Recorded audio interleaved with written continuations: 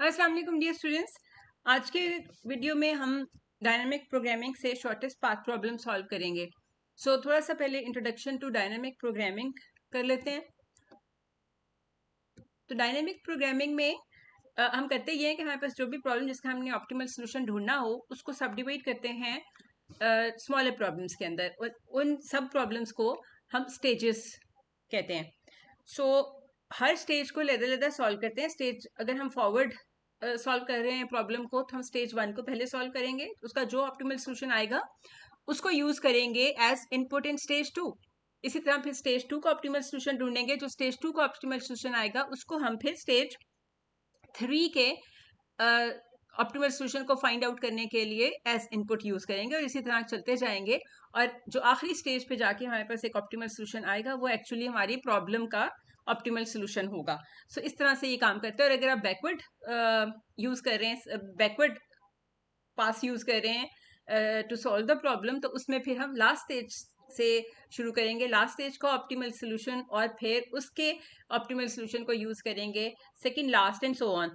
इस तरह हम स्टेज 1 तक वापस आएंगे लास्ट स्टेज से ऑप्टिमल ढूंढते ढूंढते, और जो स्टेज 1 का सोल्यूशन होगा वो एक्चुअली हमारे पूरे प्रॉब्लम का सोल्यूशन होगा। ये हमारा तरीका होगा इस तरह के प्रॉब्लम्स को सॉल्व करने के लिए। और इसको हम, ये जो मैं प्रोसेस बता रही हूँ, इसको हम रिकर्सिव रिलेशन से मैथमेटिकली भी रिप्रेजेंट कर सकते हैं। तो आगे चल के हम देखेंगे कि कैसे करेंगे। Let's start with the problem. ये हमारे पास एक नेटवर्क है जो कि डिफरेंट सिटीज को शो कर रहा है। सिटी ए, ये जो नोड्स आपको नजर आ रहे हैं ये सिटीज को रिप्रेजेंट कर रहे हैं, और ये जो आर्क्स हैं ये actually distance between two connected cities है। जैसे ए टू बी डिस्टेंस जो है वो 2 यूनिट्स ऑफ डिस्टेंस है। तो हमने सिटी ए से सिटी जे तक शॉर्टेस्ट पाथ फाइंड आउट करना है और शॉर्टेस्ट डिस्टेंस फाइंड आउट करना है। बहुत सारे मेथड्स हैं आपके पास लिटरेचर में इस प्रॉब्लम को सॉल्व करने के लिए, लेकिन चूंकि हम डायनामिक प्रोग्रामिंग से कर रहे हैं और उसमें हमने अभी डिस्कस किया कि हमने इस प्रॉब्लम को स्मॉलर सब प्रॉब्लम्स में डिवाइड करना है, और फिर हम 1 बाय 1 वो सब प्रॉब्लम सॉल्व करेंगे और आगे चलते जाएंगे। तो हम सब प्रॉब्लम्स को स्टेजेस कह रहे हैं। तो सबसे पहले जो हमने स्टेज 1 बनाना है, अब हम देखते हैं कि किस तरह से इसको स्टेजेस में डिवाइड करेंगे। जो हमारा स्टेज 1 का इनपुट होगा वो हमारा इनिशियल, जहां से हम जर्नी स्टार्ट कर रहे हैं, वो सिटी होगा। ए जो है हमारा स्टार्टिंग नोड है स्टेज 1 का। जो हमारे एंडिंग नोड्स हैं वो ए के साथ जिन सिटीज का कनेक्शन है वो नोड्स हमारे एंडिंग नोड्स होंगे स्टेज 1 के। अब हम ए को बी सी डी के साथ जो ज्वाइन कर रहे हैं आर्क्स, वो कनेक्ट कर देंगे, तो ये हमारा स्टेज 1 कंप्लीट हो गया। अब हम स्टेज 2 बनाते हैं। अभी इस पॉइंट पे हम सिर्फ स्टेजेस बना रहे हैं, फिर आगे सॉल्व करते हैं कि प्रॉब्लम स्टेज वाइज कैसे सॉल्व करना है। स्टेज 2 में क्या होगा, जो आपका यहाँ आउटपुट था या एंडिंग नोड था वो आपका अगले स्टेज का स्टार्टिंग नोड होगा। बी सी डी पे हम एंड कर रहे हैं, तो वो बी सी डी से हम यहाँ स्टार्ट करेंगे, और हमारे एंडिंग नोड होंगे जो बी सी डी के साथ आगे कनेक्शंस जिन नोड्स के साथ बन रहे हैं। तो वो अगर आप देखें तो बी टू ई है हमारे पास, बी टू एफ है, बी टू जी है, सिमिलरली सी टू ई है, C to F, C to G. B C D तीनों के कनेक्शंस हमारे ई एफ जी के साथ बन रहे हैं, तो ई एफ जी यहाँ पर हमारे एंडिंग नोड्स होंगे। अब हम सारे कनेक्शंस यहाँ पर मिला देते हैं। ये हमारा स्टेज 2 हो गया। ये हमने इसी नेटवर्क से सारे वैल्यूज इकट्ठा किए हैं। अब स्टेज 3 बनाते हैं। अब यहाँ पर आपके एंडिंग नोड्स जो है वो ई एफ जी हैं, तो इसका मतलब है कि हमारे स्टेज 3 के स्टार्टिंग नोड्स जो हैं वो ई एफ जी होंगे, और हमारे ending nodes E F G के साथ जो आगे कनेक्शंस हैं वो बनेंगे एच एंड आई। अब E to H, E to I, similarly F to H I, G to H I, ये सारे कनेक्शंस हमने यहाँ पे बनाते हैं। ये स्टेज 3 बन गया। अब स्टेज 4 जो कि लास्ट स्टेज है, एच और आई से दोनों से हमें जो रूट मिल रहा है वो सिर्फ जे की तरफ ही मिल रहा है, तो हम ये बना देंगे। इस तरह से हमने अपना प्रॉब्लम जो है उसको सब प्रॉब्लम्स में डिवाइड कर लिया जिनको हम स्टेजेस कह रहे हैं। In this problem we have 4 stages. अब हम इसको सॉल्व करना शुरू करते हैं और देखते हैं कि हमने कैसे स्टेज वाइज इसको सॉल्व करना है, और टारगेट हमारा क्या है कि हमने शॉर्टेस्ट पाथ जो है वो फाइंड आउट करना है। सबसे पहला काम हम क्या करेंगे, जो हमारा स्टेज 1 है वहां से स्टार्ट कर रहे हैं, जो उसका इनिशियल नोड होगा उसका देखते हैं कि टर्मिनल नोड्स के साथ क्या क्या पॉसिबल डिस्टेंस है। एक्चुअली मिनिमम डिस्टेंस है, लेकिन चूंकि यहाँ पर कनेक्शन ही एक एक है तो वो वही डिस्टेंस होगा, यानी ए टू बी जाने के लिए आपको ये 2 यूनिट्स ऑफ डिस्टेंस ट्रेवल करना ही है। ए टू सी जाने के लिए 4, सिमिलरली ए टू, ये जो वेट्स नजर आने हैं ये आपको डिस्टेंस गिवन है एक सिटी से दूसरे सिटी जाने के लिए। तो यहाँ पर हम क्या करते हैं, जो हमारे पास ऑप्टिमल सोल्यूशन ऑफ स्टेज 1 आ रहा है, हम ए से बी जा सकते हैं, हम ए से सी जा सकते हैं और ए से डी जा सकते हैं, और यही पॉसिबल डिस्टेंस है जो हमको ट्रेवल करना है। अभी जैसे हम बात कर रहे थे कि स्टेज 1 का जो ऑप्टिमल सोल्यूशन आएगा वो स्टेज 2 का इनपुट होगा, यानी हमने उसको यूज करना है in order to find optimal solution of stage 2। तो यहाँ पर हम इसको यूज करने के लिए लिख लेते हैं कि बी तक पहुंचने में हमें 2 यूनिट्स कवर कर लिए हैं, सी तक पहुंचना है 4 और डी तक। अब हमने वापस मुड़ के स्टेज 1 में नहीं देखना, ये हमें बी सी डी तक पहुंचने का मिनिमम डिस्टेंस मिल गया है। अब हमने क्या करना है, स्टेज ई पे सिटी ई तक पहुंचना है स्टेज 2 में। तो देखना है कि क्या मिनिमम डिस्टेंस होगा और कौन सा हमें पाथ लेना पड़ेगा in order to attain that minimum distance.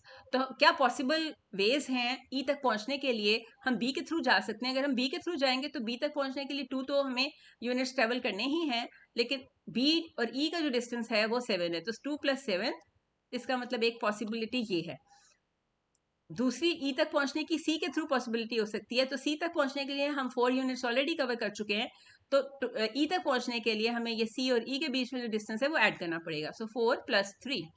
इसी तरह अब डी के थ्रू भी ई तक पहुंच सकते हैं, तो डी तक पहुंचने का हमारे पास 3 यूनिट्स ऑलरेडी डिस्टेंस कवर हुआ है, सो डी और ई का डिस्टेंस 4 है, तो ये क्या हो जाएगा 3 + 4। अब इनमें से जो भी, क्योंकि शॉर्टेस्ट पाथ है तो ई तक पहुंचने का जो मिनिमम डिस्टेंस है वो हमारा 7 बन रहा है, और वो हमें 2 रास्तों से मिल रहा है। कहाँ कहाँ से मिल रहा है, हमें सी से मिल रहा है, तो ये मैं मार्क कर देती हूँ ताकि एंड पे हमने पाथ लिखना हो तो हमें पता हो कि हम क्या पाथ लेकर यहाँ तक पहुंचे। और हमें डी से भी सेम डिस्टेंस ही मिल रहा है, और यहाँ पर अब हम लिख देते हैं कि हमारी मिनिमम डिस्टेंस यहाँ पे जो आउटपुट आ रही है वो क्या है, 7। इसी तरह एफ तक पहुंचने के लिए भी आपके पास बी सी डी तीनों पॉसिबिलिटीज हैं। अब हम देखते हैं कि इनमें से शॉर्टेस्ट कौन सी है। सो अगर आप बी के थ्रू आते हैं तो 2 + 4, और अगर हम सी के थ्रू जाएंगे तो 4 + 2, और अगर डी के थ्रू जाएंगे तो 3 + 1। so, इसका मतलब 4 इज द लीस्ट वन, तो हमारे पास यहाँ पर 4 आ गया, और वो उसका पाथ क्या है एफ तक पहुंचने का, डी टू एफ, ये वाला। अब हमने जी तक देखने, तो इन सिमिलर फैशन हम जी तक भी मिनिमम डिस्टेंस ढूंढ लेंगे। जी तक पहुंचने के लिए भी बी सी डी तीनों ही हमारे कनेक्शंस हैं, तो अगर हम बी के थ्रू जाएंगे तो 2 + 6 बन रहा है। अगर आप सी के थ्रू आते हैं तो 4 + 4 बन रहा है, और अगर हम डी के थ्रू आते हैं तो ये 3 + 5 बन रहा है। एक्चुअली हर तरह से हमें 8 ही मिल रहा है, तो इसका मतलब है कि ये तीनों ही पॉसिबल हैं। तो मैं यहाँ ये और ये तीनों को मार्क कर देते हैं। सो ये 3 पॉसिबल वेज हैं जी तक पहुंचने के लिए, क्योंकि तीनों में हमें डिस्टेंस जो है वो सेम मिल रहा है, 8 मिल रहा है। अच्छा, अब स्टेज 2 क्लोज हो गया, यहाँ से हमें एक ऑप्टिमल सोल्यूशन मिल रहा है, यानी ए से ई तक पहुंचने का हमें मिल गया है, ए से एफ तक भी पहुंचने का मिल गया और ए से जी तक भी। अब हमने देखना है कि इनके आगे ये चौराई तक पहुंचने के लिए हम स्टेज 3 पे जाते हैं। अब ये जो हमें यहाँ पर ऑप्टिमल सोल्यूशंस मिले थे वो यूज करेंगे हम स्टेज 3 का ऑप्टिमल सोल्यूशन ढूंढने के लिए। अब एज तक पहुंचने के लिए भी हमारे पास 2 वेज हैं, 3 वेज हैं, ई एफ और जी। सो ई से देखते हैं हमारे पास 8 बन रहा है, 7 + 1। एफ से देखते हैं 6 + 4 जो कि 10 है, और जी से देखते हैं 8 + 3 जो कि 11। इसका मतलब 8 मिनिमम है, तो हम यहाँ पर 8 लिख देंगे, और हम यहाँ पर पाथ मार्क कर लेते हैं कि हम कहाँ से आए थे, तो 8 आया, थ्रू ई आए थे।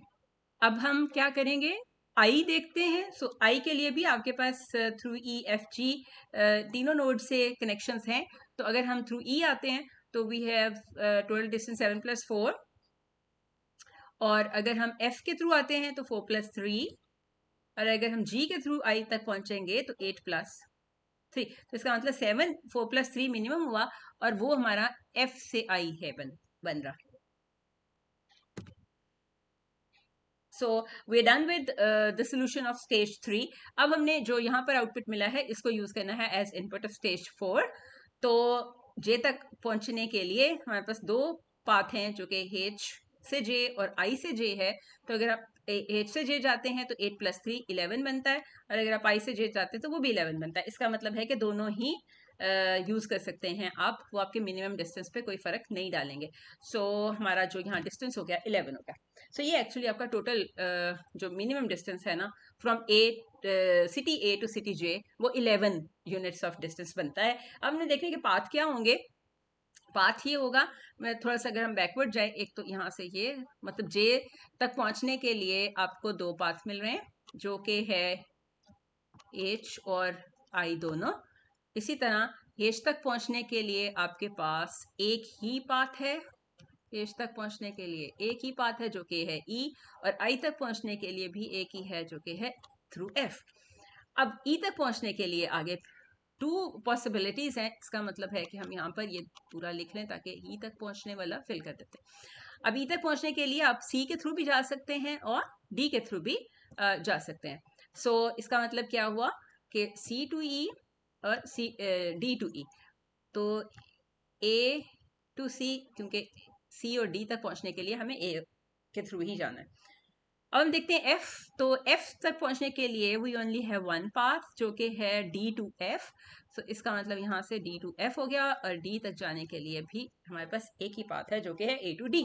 सो ये आपके पॉसिबल जो हैं रूट्स आ गए, और जहाँ पर आपको डिस्टेंस जो है वो 11 ही मिलेगा. सो इस तरह से हम इसको सॉल्व करेंगे. So we are done. हमारे पास पाथ भी आ गया, हमारे पास डिस्टेंस भी आ गया. अब हम देखते हैं कि इसका रिकर्सिव रिलेशन हम कैसे लिखेंगे. सो रिकर्सिव रिलेशन लिखने के लिए हम कहते हैं कि let F I X I be the shortest distance to node X I at stage I. अब नोड एक्स आई जो है वो आपका ये टर्मिनल नोड है, मतलब आपके स्टेज 1 के जो x1 नोड्स हैं वो B, C और D हैं. तो F1 x1 क्या होगा 2 4 3. B तक पहुंचने के लिए अगर आपका x1 B है तो 2 है, x1 C है तो 4 है, x1 D है तो 3 है. आगे क्या कहा हुआ है कि F I X will be the shortest distance to node X I stage I and define D X I minus one X I as the distance from node X I minus one to node X I. मतलब ये A to B का जो distance है, if this node is x0 तो x0 और x1 के बीच का distance is 2. So this is called D x0 x1. ये सारी नोटेशंस यूज करके हमारा जो रिकर्सिव रिलेशन बनेगा वो ये होगा. Starting with initial distance equals to 0 जो कि F0 एट x0 होगा, जो कि हमारे केस में A है. आप बाकी के जो आगे आने वाले नोड्स हैं उनका डिस्टेंस इस तरह से फाइंड आउट कर सकते हैं. For F I X I is equal to minimum all the feasible routes, मतलब रूट्स डिफाइन होने चाहिए. So D X I minus one X I plus F I minus one X sub I minus one, where I varies from 1 to 3 4. In this case जितने stages होंगे of course I की variation accordingly change होगी. तो अगर मैं यहाँ पर आपको E करके बताऊं, सो E के लिए इसका मतलब है कि यहाँ पर आपको F2 X2 ढूंढना है, और आपका X2 E हम ले रहे हैं. आपके X2 की वैल्यू E भी हो सकती है, F भी हो सकती है और G भी हो सकती है. हम X2 E लेकर देख रहे हैं. तो वो क्या आएगा अकॉर्डिंग टू दिस DXI, मतलब आपका E का डिस्टेंस B से, ठीक है, वो क्या होगा 7 प्लस जो Fi minus one XI minus one that is this F1 X1 जो कि है 2. हमने इनमें से मिनिमम देखना है तो ई के सारे हम चेक करेंगे रूट्स. अब सी के थ्रू अगर आप आएंगे तो सी के थ्रू ये डिस्टेंस इज 3 प्लस ये 4. इसी तरह अगर आप डी के थ्रू आएंगे तो ये वाला डिस्टेंस जो है आपका, जो डी और ई का डिस्टेंस है दैट इज 4, यानी जो हमारा ये D X I minus one X आई है दैट इज 4 प्लस आपका जो F I minus one that is this one जो हम ऑलरेडी पिछले स्टेज में फाइंड कर चुके हैं दैट इज 3. अब इनमें से मिनिमम क्या होगा 7 होगा जो कि हमने यहाँ लिखा हुआ है, और हमें वो पाथ भी मिल रहा है. तो इस तरह से ये रिकर्सिव रिलेशन जो है वो काम करता है, और ये मैथमेटिकल इक्वेशन एसोसिएट कर सकते हैं आप इस सारे प्रॉब्लम के साथ. और ये जो हमने प्रॉब्लम सॉल्व किया है ये फॉरवर्ड रिकर्सिव रिलेशन से किया है, फॉरवर्ड पास आप इसको कह सकते हैं. इसी तरह इसको आप बैकवर्ड भी सॉल्व कर सकते हैं, लेकिन बैकवर्ड सॉल्व करने के लिए आपको इसको लास्ट नोड से स्टार्ट करना है, लेकिन वो रिकर्सिव रिलेशन देखने के लिए हमें कुछ चीज़ें और यहाँ पे नोटिस करनी है.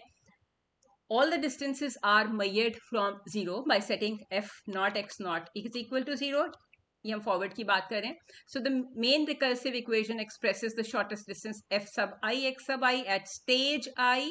इसका मतलब है कि I stage के साथ क्या distance associate होगा f1 x1 as a function of next node x I. और DP terminology में ये एक important term है, xi is referred to as state at stage I. इसका मतलब आपके stage 1 के जो states हैं वो BCD हैं, ये x1, ये भी x1, ये भी x1. एक स्टेज के एक से ज्यादा स्टेट्स हो सकते हैं. सिमिलरली स्टेज 2 में आपके EFG जो हैं वो x2s हैं, यानी वो स्टेट्स हैं, और यानी जो आपके टर्मिनल नोड्स हैं वो एक्चुअली आपके स्टेट्स होंगे.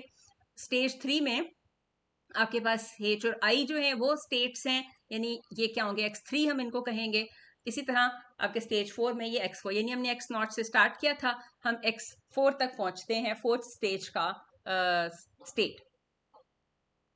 तो so difference between stage and state क्या हुआ कि स्टेज जो है वो आपका ये फेजेस हैं जो सब प्रॉब्लम्स आपने बनाए हैं उनको हम स्टेज कह रहे हैं, और स्टेट क्या है, ये एक एक्चुअली आपको हेल्प कर रहा है एक स्टेज का. अगर आपने स्टेज 2 का सोल्यूशन ढूंढना है तो आपको सोल्यूशन ऑफ स्टेट 1 जो है वो हेल्प करेगा in order to find solution for state 2.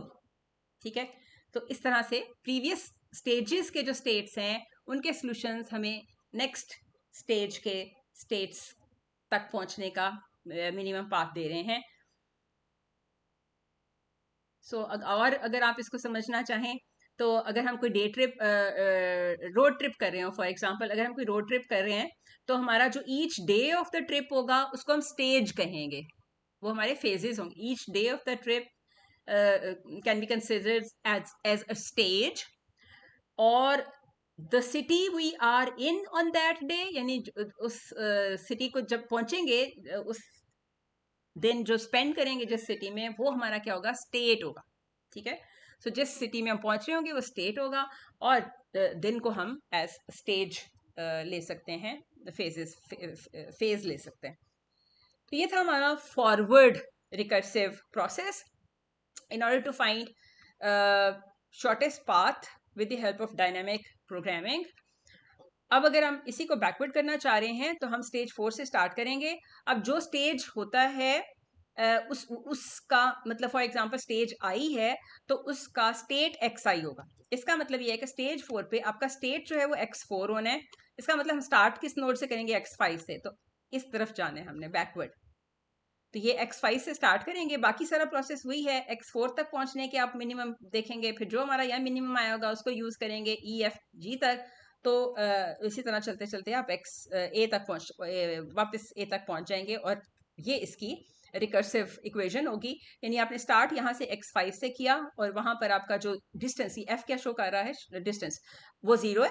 0 distance से स्टार्ट किया और फिर अब आप बैकवर्ड चलते जाएं और आप A तक पहुंचेंगे. और यहाँ पर भी चूंकि शॉर्टेस्ट पाथ है तो मिनिमम, अगर आपने मैक्सिमल फ्लो या मैक्सिमम टाइम या इस टाइप का कोई प्रॉब्लम सॉल्व करना होगा तो ये अकॉर्डिंगली यहाँ पर चेंज हो जाएगा, वो मैक्सिमम ऑफ पॉसिबल आउटपुट्स हो जाएगा. So that is all for today. Good luck.